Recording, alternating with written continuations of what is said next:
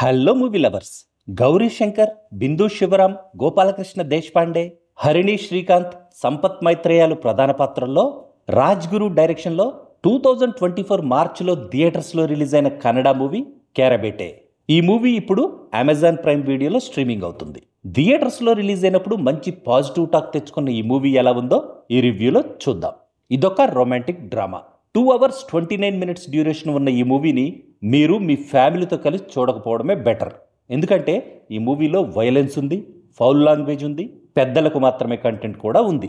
కర్ణాటకలోని మలెనాడు ప్రాంతంలో ప్రతి సంవత్సరం జరిగే కెరబేటే అనే ట్రెడిషనల్ ఫిషింగ్ ఈవెంట్ బ్యాక్డ్రాప్లో జరిగే కథ ఇది.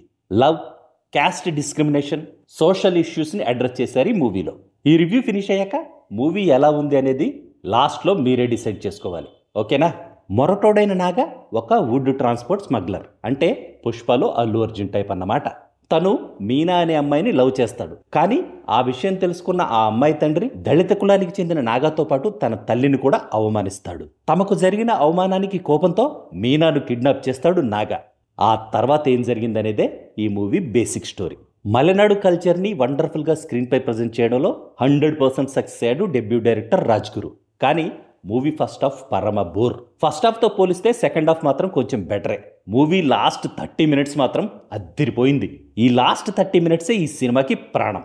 ఎక్స్పెక్ట్ చేయలేని అన్ఎక్స్పెక్టెడ్ ట్విస్టులతో, వండర్ఫుల్గా ప్లాన్ చేసుకున్న క్లైమాక్స్తో ఈ 30 నిమిషాల పాటు ఆడియన్స్ని మెస్మరైజ్ చేశాడు డైరెక్టర్ రాజ్ గురు. కీర్తన్ పూజారి సినిమాటోగ్రఫీ సూపర్బ్.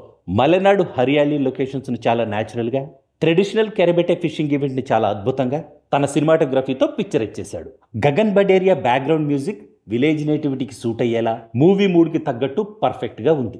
ఎడిటింగ్ ఇంకొంచెం క్రిస్పీగా ఉంటే మూవీ ఇంకా బాగుండేదేమో అనిపించింది. నాగా క్యారెక్టర్లో గౌరీ శంకర్ తన రగ్గడ్ లుక్తో, తన న్యాచురల్ యాక్టింగ్తో ఆడియన్స్ని ఇంప్రెస్ చేశాడు. ఎమోషనల్ సీన్స్లో, యాక్షన్ సీక్వెన్సెస్లో తన పెర్ఫార్మెన్స్ ఎక్సలెంట్. ఈ మూవీని ప్రొడ్యూస్ చేయడంతో పాటు స్క్రీన్ ప్లేలో కూడా డైరెక్టర్కి సపోర్ట్ చేశాడంటే తను ఈ మూవీని ఎంతగా నమ్మాడో మనం అర్థం చేసుకోవచ్చు. మీనాగా బిందు శివరాం యాక్టింగ్ కూడా బాగుంది. నాగా మదర్గా హరిణి శ్రీకాంత్, మీనా ఫాదర్గా గోపాలకృష్ణ దేశపాండేలు కూడా తమ రోల్స్కి పర్ఫెక్ట్గా సెట్ అయ్యారు.